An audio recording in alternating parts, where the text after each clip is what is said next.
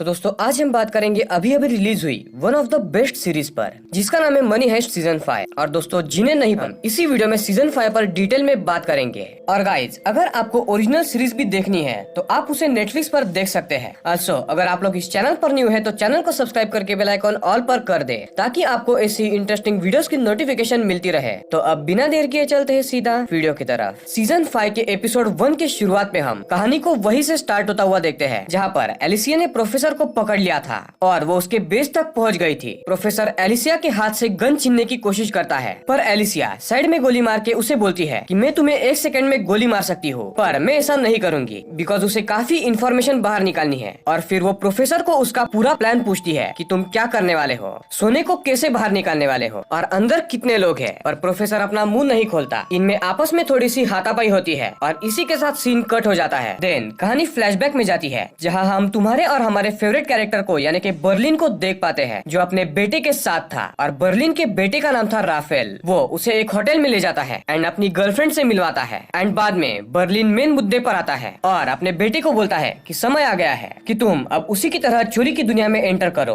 तो उसका बेटा साफ साफ मना करके ये बोलता है कि वो एक सॉफ्टवेयर इंजीनियर है और वो हैकिंग भी जानता है और उसके पास खुद का एक जॉब भी है और वो ये सब कुछ बिल्कुल भी नहीं करेगा। तो बर्लिन पलट के जवाब देता है कि मैंने तुम्हें सॉफ्टवेयर इंजीनियर इसीलिए बनाया ताकि तुम उसके काम आ सको। ये सुन के इनमें आपस में थोड़ी सी बहस होती है और राफेल वहाँ से चला जाता है। दूसरी तरफ फ्लैशबैक में हम प्रोफेसर एंड रकेल को देखते हैं और प्रोफेसर रकेल को प्लान समझा रहा था कि वो लोग चोरी के टाइम क्या करेंगे। और वो रकेल को बोलता है कि अगर हमारा कोई साथी पकड़ा जाता है तो वो लोग कैसे उस साथी को बैंक ऑफ स्पेन में पहुंचाएंगे 3000 से भी ज्यादा पुलिस वालों के नाक के नीचे से। और एग्जैक्टली प्रोफेसर ने ये करके भी दिखाया था। उसने सबके नाक के नीचे से रकेल को बैंक ऑफ स्पेन में पहुंचा दिया था। प्रेजेंट में कहानी बैंक ऑफ स्पेन के सामने वाले पुलिस स्टैंड पर फोकस होती है, जहाँ कर्नल काफी गुस्से में था और वो आर्मी को बुलाने का डिसाइड करता है जो सीधा बैंक में घुसने वाली थी। एंजल एंड बाकी लोग कर्नल को रोकने की कोशिश करते हैं कि ये कंट्री का इंटरनल मैटर है तो इसमें आर्मी को मत घुसेड़ो, पर कर्नल बात नहीं सुनता और वो आर्मी में मेजर सगस्टा को कॉल करके बुला लेता है जो अपने घर पर था। मेजर सगस्टा एग्री करता है और बोलता है कि वो आर्मी वाले बंदे खुद से चुनेगा और वो बोलता है कि वो आर्मी की अपनी टीम चूज करेगा जो बेरहम होगी और इस काम के लिए परफेक्ट होगी। अगेन फ्लैशबैक में कहानी जाती है एंड प्लान डिस्कस करते हुए प्रोफेसर रकेल को बोलता है कि एक पॉइंट के बाद पुलिस से जब काम नहीं बन रहा होगा तो आर्मी को बुलाया जाएगा और आर्मी वाले होस्टेजेस के साथ साथ सब लोगों को मार देंगे, बिकॉज उन आर्मी वालों के लिए होस्टेजेस का मरना कोलेटरल डैमेज की जैसा होता है और इससे सब कुछ खत्म होने के चांसेस है। अगेन प्रेजेंट में रकेल बैंक ऑफ स्पेन में लीड करने लगती है एंड वो पैलेर्मो से पूछती है कि अब तक कितना सोना तुम लोगों ने पिघला लिया है। तो पैलेर्मो बोलता है कि 59 टन अब तक पिघल चुका है और 31 टन अभी तक से बाकी है। तो रकेल काम बंद करने बोलती है बिकॉज यहाँ से इन्हें निकलना था और उनके पास सिर्फ 3 से 4 घंटे थे। यहाँ पर बाहर पुलिस उस हेलीकॉप्टर को ट्रैक कर रही थी जिसके जरिए रकेल को बैंक ऑफ स्पेन में लाया गया था। हेलीकॉप्टर को प्रोफेसर का आदमी मार्सेला चला रहा था और पुलिस लगातार उसके पीछे थी कि जैसे ही वो लैंड करता है उसे वो पकड़ लेंगे सिर्फ 11 मिनट में। पर ये 11 मिनट बहुत थे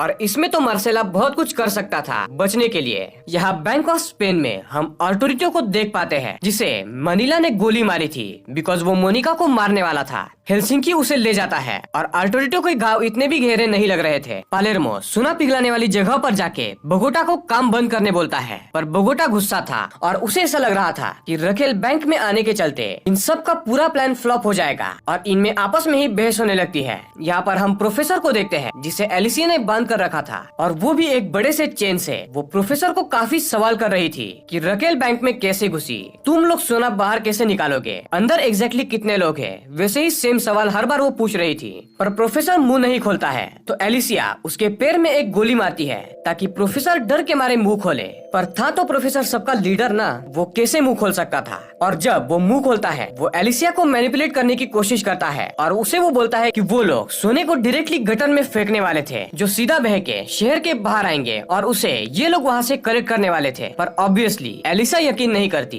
देन वो उसे गुस्से में प्रोफेसर के बेस के उस हिस्से में ले जाती है जहाँ पर नीचे दूसरी तरफ एक गहरा नाला था और वो उसे डायरेक्ट धक्का दे देती है और एक चेन से बांध के उसे अगेन सेम सवाल करती है और इस बार वो उसके सर पर गन पॉइंट करती है। पर फिर भी प्रोफेसर मुंह नहीं खोलता और कहता है कि वो अगर मर भी गया फिर भी सभी लोग आराम से बैंक से निकल जाएंगे, तो तुम मुझे मार दो, वैसे भी उसका कोई काम नहीं। एलिसिया फ्रस्ट्रेट होकर प्रोफेसर को वहीं पर लटका के वहाँ से चली जाती है। यहाँ पर पुलिस टेंट में कर्नल को ये लगने लगता है कि शायद एलिसिया भी प्रोफेसर से मिली होगी और इसीलिए वो शुरुआत से उसके प्रति सॉफ्ट थी। पर एंजल उसे अगेन क्रॉस करता है और बोलता है कि हम ऐसा नहीं कह सकते जब तक हमारे पास कोई भी सबूत ना हो। तो कर्नल एलिसिया जो प्रोफेसर को पकड़ने आई थी वो उसी को गद्दार घोषित करने पे तुला हुआ था और वो उसके खिलाफ सबूत बनाने लगता है, जिसके चलते वो इस पूरे ऑपरेशन को खुद ही लीड कर पाए और वो उसके एक अकाउंट में कुछ पैसे भी ट्रांसफर करा देता है, जो स्टेटमेंट देखने पर ऐसा लगे कि प्रोफेसर के आदमियों ने उसे पैसे भेजे हैं। और गाइज इसके बाद से अब कुछ अनवांटेड चीजें भी यहाँ पर होने वाली है, पर मैं सिर्फ आपको मेन प्लॉट पर फोकस करवाऊंगा।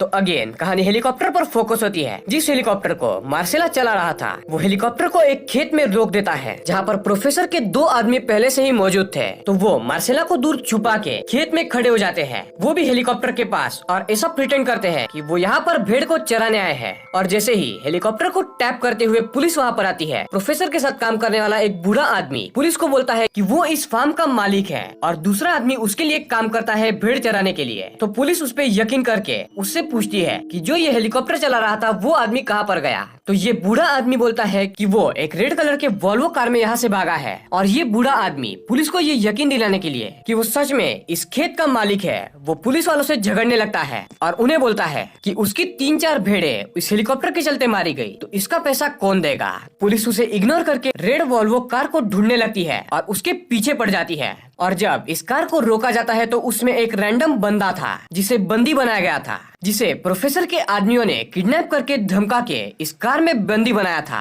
और इस बार अगेन पुलिस बेवकूफ बन जाती है बिकॉज उनके हाथ में मार्सेला नहीं लगा था। और हम यहाँ पर दूसरी तरफ मार्सेला और प्रोफेसर के बाकी 2 आदमियों को वहाँ से एक ट्रक में भागता हुआ देखते हैं। देन हम एलिसिया को देखते हैं जो प्रोफेसर को मौका देती है रैकेल से बात करने का, जो बैंक ऑफ स्पेन में थी। प्रोफेसर रैकेल एंड बाकी सबको ये बोल देता है कि उसे पुलिस ने पकड़ लिया है और वो शायद उनसे आखिरी बार बात कर रहा है, तो तुम लोग प्लान को ठीक से फॉलो करो। प्रोफेसर सबका नाम लेके एक एक करके सबको सॉरी बोलता है और फोन कट हो जाता है। और उसके तुरंत बाद सभी लोग बैंक ऑफ स्पेन के बाहर पूरी मिलिट्री को आता हुआ देखते हैं और उसे देख के सभी लोग हक्के बक्के रह जाते हैं। और इसी के साथ एपिसोड 1 यहाँ पर एंड होता है।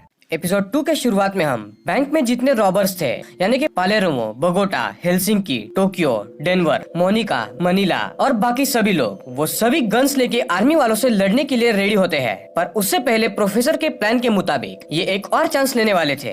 रैकेल, मोनिका एंड टोक्यो तीनों भी निहत्ती व्हाइट फ्लैग लेके बाकी हॉस्टेजेस के साथ बाहर जाती है और इतने हॉस्टेजेस को देख के आर्मी वाले एंड पुलिस वाले अपनी गन्स को स्टैंड बाय पर रखते हैं। देन रैकेल कर्नल को आवाज लगा के उससे बात करने की करती है। कर्नल स्टार्ट में तो इन तीनों को गोली मारने का सोचता है, पर बाकी एजेंट्स की बात सुन के वो भी निहत्था रैकेल के सामने जाता है। तो रैकेल उससे बात करके बोगोटा को वीडियो कॉल करती है बैंक के अंदर और गांधिया की हालत दिखाती है। जी हाँ गाइस, गांधिया वो अभी तक से जिंदा था। सीजन 4 के एंड में मैंने उसे मरा हुआ समझा था और आपको भी थोड़ी गलत जानकारी मैंने दी, उसके लिए सॉरी। पर यहाँ गांधिया की हालत दिखा के रैकेल एक डॉक्टर की मांग करती है जो बैंक के अंदर आएगा गांधिया की ट्रीटमेंट करने के लिए। और इसके पीछे इन चोरों का सिर्फ एक ही मकसद था, 1 से 1.5 घंटा इन्हें एक्स्ट्रा चाहिए था ताकि ये लोग वहाँ से भाग जाए। पर कर्नल को ये बात समझ जाती है और वो बोलता है कि मुझे सब पता है, तुम ऐसा क्यों कर रही हो। मैं अभी अंदर आर्मी भेजने वाला था और तुम्हें टाइम चाहिए यहाँ से भागने के लिए और इसीलिए तुमने ये सब कुछ किया।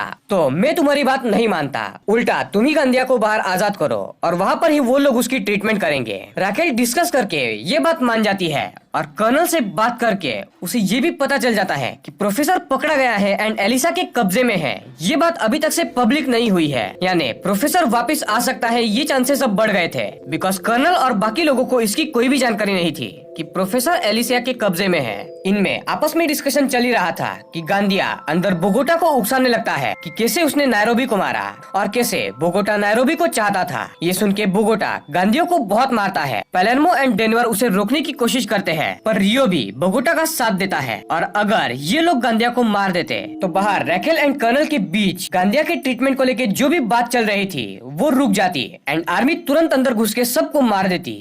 यहाँ पर अंदर पालेर्मो भी फाइनली गांदिया को मारने के लिए रेडी था, बिकॉज वो भी काफी गुस्सा हो चुका था। और यहाँ पर बाहर हॉस्टेजेस के साथ रकेल, टोक्यो एंड मोनिका अंदर वापस आती है और इन्हें अब थोड़ा सा टाइम मिल गया था जब आर्मी अंदर नहीं आने वाली थी और गांदिया को इन्हें बाहर भेजना था। टोक्यो बोगोटा को रोक लेती है जो गांदिया की गर्दन तोड़ने वाला था, पर गांदिया टोक्यो को भी उकसाने लगता है, जिसके चलते टोक्यो भी उसे खूब मारती है।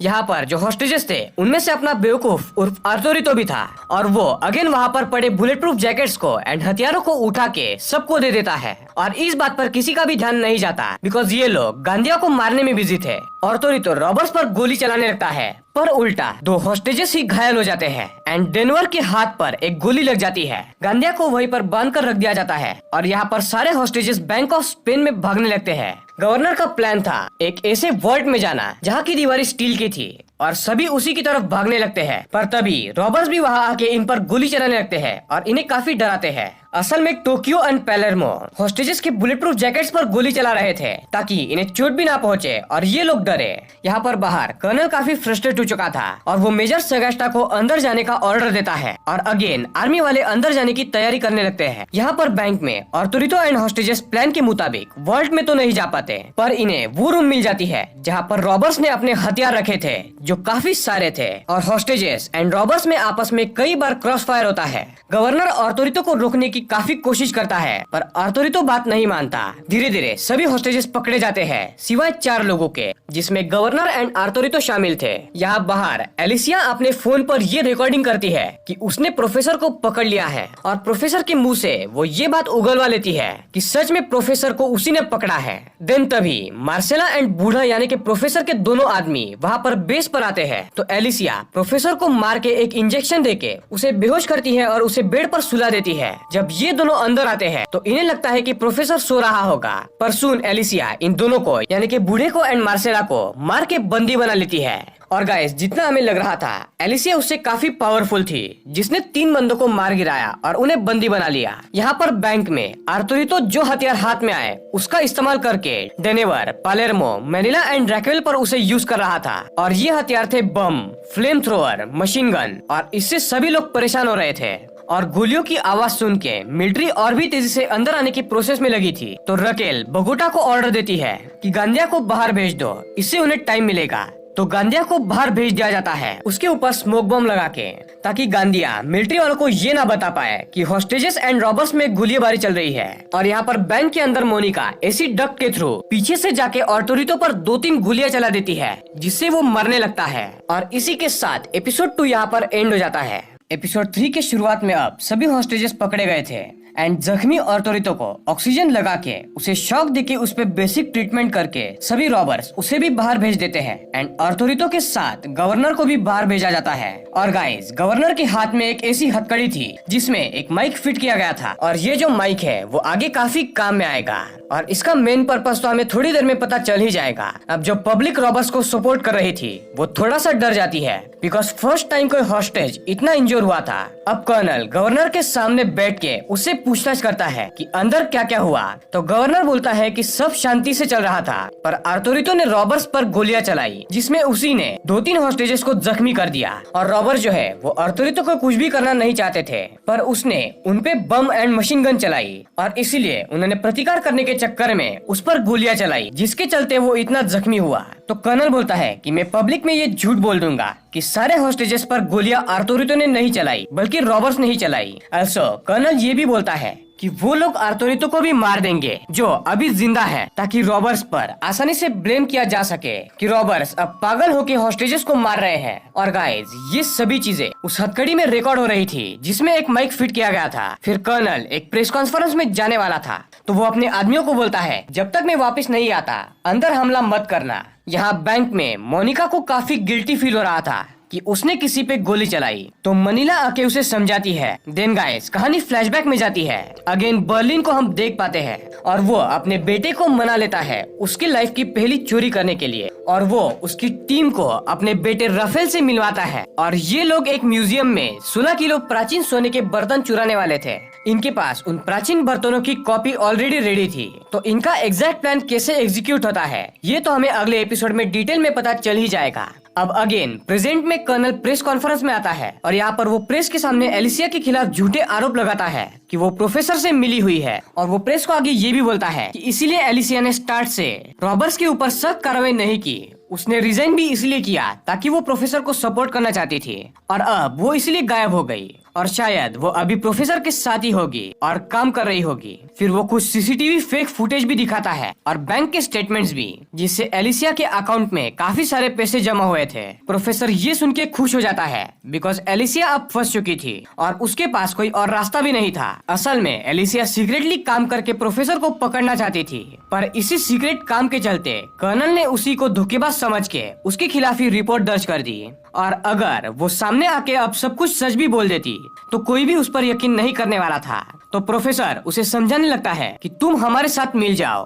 तभी एलिसिया जो प्रेग्नेंट थी वो अब बच्चे को जन्म देने लगती है। यहाँ पर बैंक में सभी रॉबर्स एमोस गन्स लेके रेडी थे बिकॉज अब जैसे ही कर्नल की प्रेस कॉन्फ्रेंस खत्म होने वाली थी, आर्मी वाले अंदर आने वाले थे और बैंक के अंदर पलेर्मो सबको लीड करके किलाबंदी करने लगता है और वो प्लान करके अपने ही गैंग के 3 लोगों को रिस्क जोन में रख के बाकी लोगों के साथ आर्मी से लड़ने का प्लान करता है। और ये एक्चुअल बैटल होने वाला था आर्मी एंड रॉबर्स के बीच में। पर यहाँ पर इन्हें ये उम्मीद भी थी कि प्रोफेसर वापस आ सकता है और यहाँ पर हम प्रोफेसर के बेस पर एलिसिया को देखते हैं और वो अब दर्द सहन नहीं कर पा रही थी, इसीलिए वो प्रोफेसर के काफी मनाने के बाद वो उसके हाथ खोल देती है एंड प्रोफेसर आजाद होके एलिसिया की डिलीवरी करता है और एलिसिया यहाँ पर एक लड़की को जन्म देती है। कर्नल भी प्रेस कॉन्फ्रेंस खत्म करके पुलिस टेंट में वापस आता है एंड आर्मी मेजर सेगस्टा से बात करके ये प्लान डिसाइड होता है कि आर्मी का पूरा यूनिट छत से अंदर घुसेगा जहाँ पर एक स्टील की परत है। वहाँ वो लोग बम लगा के उसे उड़ा के अंदर जाएंगे और इनमें ये भी बात होती है कि रॉबर्ट्स को ये एक्सपेक्टेड भी नहीं होगा।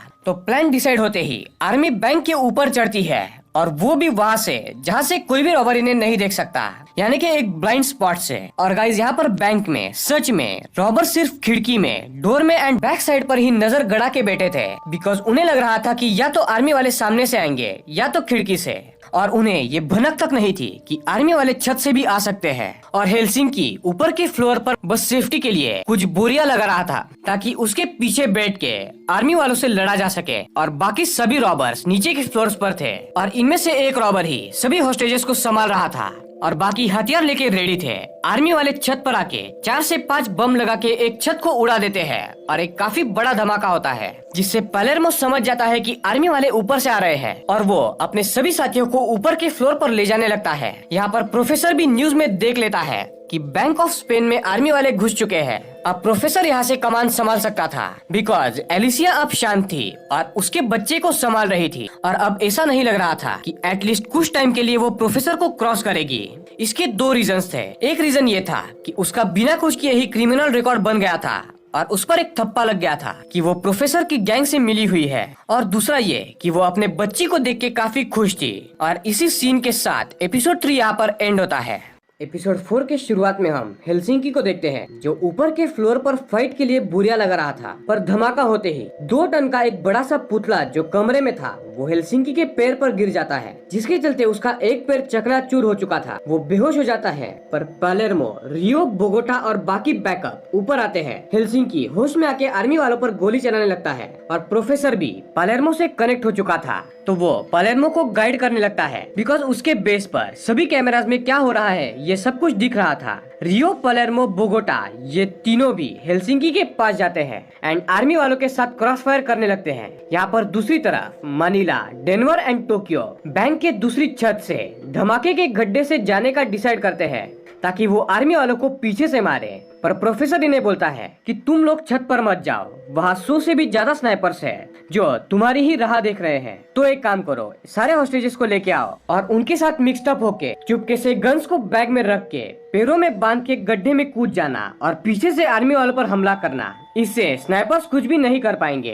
देन कहानी फ्लैशबैक में जाती है जहाँ पर बर्लिन अपने बेटे राफेल अपनी गर्लफ्रेंड एंड टीम के साथ म्यूजियम में जाता है। उसकी गर्लफ्रेंड एक आर्टिस्ट थी, तो उसे म्यूजियम में पियानो बजाने के लिए इन्वाइट किया गया था बिकॉज उस दिन उस म्यूजियम में पार्टी थी। तो यहाँ पर बर्लिन एंड उसका बेटा उस वॉल्ट में घुसते हैं जहाँ पर वो सोने के बर्तन थे, और उस वॉल्ट के सामने जो गार्ड था उसे बर्लिन का पार्टनर मार्सेला डिस्ट्रैक्ट करता है। हाँ, वही मार्सेला जिसने अभी थोड़ी देर पहले हेलीकॉप्टर उड़ाया था। और यहाँ पर बर्लिन एंड उसका बेटा राफेल अपने हैकिंग एंड कोडिंग के स्किल्स की मदद से आराम से चोरी करके $15 मिलियन के सोने के बर्तन लेके वहाँ से उड़ जाते हैं। और ये बर्लिन के बेटे की पहली चोरी थी। और गाइस, इन पूरे 5 एपिसोड्स में बर्लिन हमें इतनी ही बार दिखाया गया है। अब इसके बाद बर्लिन हमें नहीं दिखाया जाता।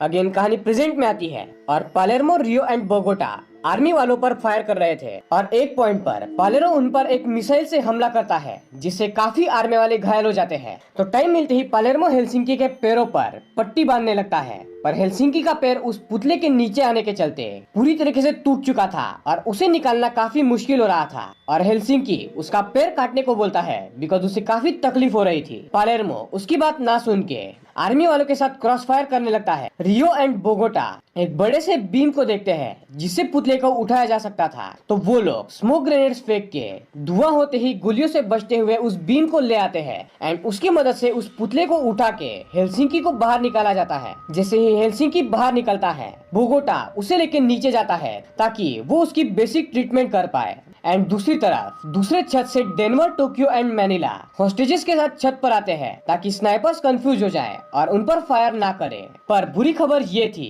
कि फ्रंट गेट से और भी ऑफिसर्स कर्नल भेज रहा था जो बैंक में घुसने वाले थे। पर प्रोफेसर कर्नल को कॉल करके ये बोलता है कि मेरे पास तुम्हारी कुछ रिकॉर्डिंग्स है और वो उसे वो रिकॉर्डिंग सुनाता है जिसमें कर्नल बोल रहा था कि वो आर्थोरितो को खुद ही मार देगा ताकि रॉबर्स पर ब्लेम जाए। और वो ये भी फेक न्यूज फैला देंगे कि असल में आर्थोरितो ने नहीं बल्कि रॉबर्स ने ही 2 हॉस्टेजेस को भी घायल किया है। और प्रोफेसर धमकी देता है कि वो ये रिकॉर्डिंग्स मीडिया में दे देगा। और तो और वो ये भी धमकी देता है कि वो तुम्हारे अकाउंट में इलीगल तरीके से $10 मिलियन डाल देगा, जिसके चलते तुम फंस सकते हो। तो कर्नल डर के मारे ऑफिसर्स को अंदर नहीं भेजता, जिसके चलते जितने भी आर्मी वाले अब तक बैंक में घुस चुके थे वो अब अकेले पड़ गए थे।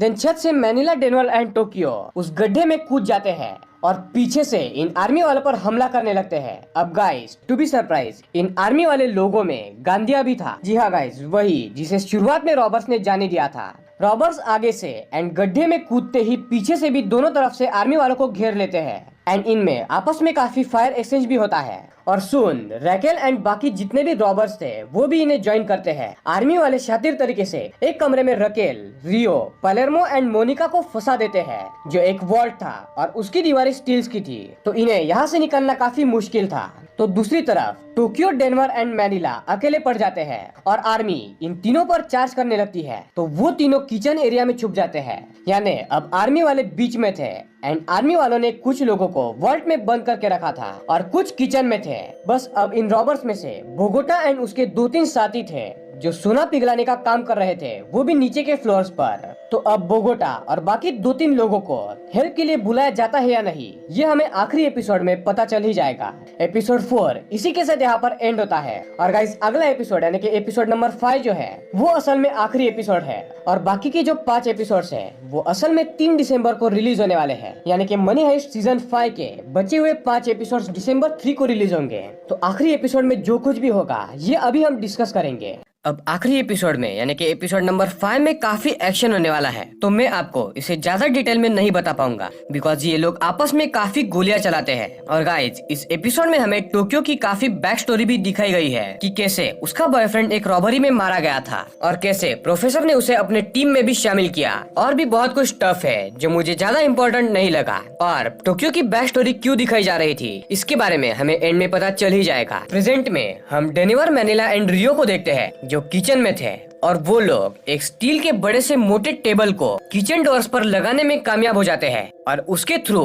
आर्मी वालों पर वो लोग अटैक कर रहे थे और उन पर गोलियां चला रहे थे। आर्मी वाले कुछ समय के लिए चुप कर रहते हैं और डिसाइड करते हैं कि वो साइड के दीवार को तोड़ के जाएंगे। तो इन्हें ये करने से रोकने के लिए प्रोफेसर टोक्यो को बोलता है कि गांधिया को उकसाओ ताकि वो मेजर सगास्ता की ऑर्डर ना माने और गलती करे। तो टोक्यो उसे चिढ़ाने लगती है और उसके फैमिली पर बात करके उसे छेड़ती है, जिससे गुस्सा होके गांधिया एक नेट किचन में फेंक देता है जो मेजर सगास्ता का प्लान नहीं था और टोक्यो को यही चाहिए था। वो उस फेंके बम को कैच करके अगेन बाहर फेंक देती है, जिससे एक आर्मी वाला मारा जाता है और 2-3 आर्मी वाले बुरी तरीके से जख्मी हो जाते हैं। अब ऑर्डर फॉलो नहीं किए इसलिए मेजर सगास्ता एंड उसकी एक ऑफिसर गांधिया को काफी मारते हैं। यहाँ दूसरी तरफ बोगोटा एंड उसके 2-3 आदमी गैस कटर से उस स्टील की दीवार को काट रहे थे जिसमें Palermo, Raquel, Rio and Monica अटके थे और किचन की तरफ आर्मी वाले दूसरी साइड की दीवार तोड़ रहे थे।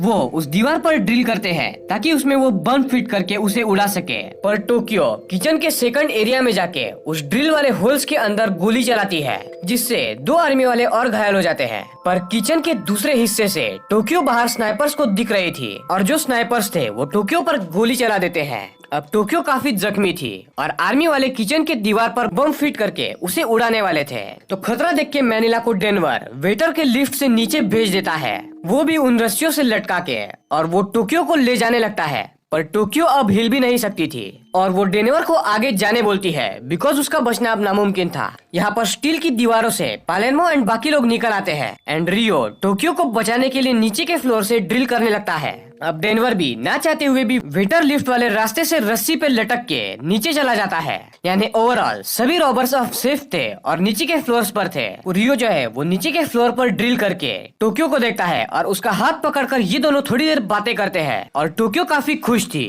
और इमोशनल भी कि रियो उसके लिए यहाँ तक आया। जल्द ही किचन की दीवार को उड़ा दिया जाता है और आर्मी वाले अंदर आते हैं। तो टोक्यो रियो को वहाँ से जाने बोल के आर्मी वालों पर गोलियां चलाने लगती है, पर कोई भी फायदा नहीं था। आर्मी वाले टोक्यो को गोलियों से मार देते हैं। टोक्यो अब बेहोश पड़ी हुई थी तो गांधिया वहाँ पर आता है और उसे देखकर हंसने लगता है और वो काफी खुश लग रहा था। पर यहाँ पर एक भयानक सीन आता है। असल में टोक्यो ने ग्रेनेड्स की माला पहनी हुई थी जिसकी सुइया उसने अपने हाथ में निकाल ली थी और सारे के सारे ग्रेनेड्स आखिर में फट जाते हैं और टोक्यो के चीथड़े उड़ जाते हैं और शायद गांधिया और बाकी आर्मी वाले भी इस धमाके में मारे जाते हैं। और ये सबसे खतरनाक सीन था और इसी के साथ ये एपिसोड 5 यहाँ पर एंड होता है। अब गाइज आगे भी बैंक ऑफ स्पेन में काफी रॉबर्स जिंदा बचे हुए हैं और टोक्यो तो मर चुकी है। हेलसिंकी काफी जख्मी है। प्रोफेसर बाहर शॉक में है कि उसने टोक्यो को खोया और पुलिस वाले तो अब काफी ज्यादा गुस्सा हो चुके हैं। तो क्या रॉबर्स इस सिचुएशन से निकल पाते हैं या नहीं, ये हमें मनी हाइस्ट के सीजन 5 के वॉल्यूम 2 में पता चल ही जाएगा, जो अभी तक से रिलीज ही नहीं हुई है।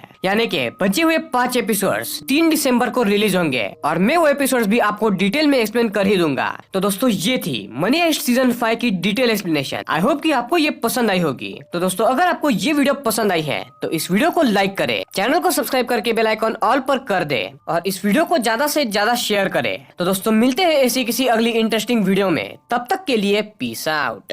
ऑल्सो गाइज अगर आपको मनी हाइस्ट की मुझसे भी ज्यादा डिटेल में एक्सप्लेनेशन देखनी है तो आप लोग मेरे दोस्त एक्सप्लेनेशन आवर को भी जाके सब्सक्राइब कर ले और बेल आइकॉन भी ऑल पर कर देना, बिकॉज वो काफी अच्छा एक्सप्लेन करते हैं और उन्होंने मुझे ये वीडियो बनाने में भी काफी हेल्प की है। तो मेक श्योर कि आप लोग उन्हें सब्सक्राइब कर दे। तो मिलते हैं अगली वीडियो में।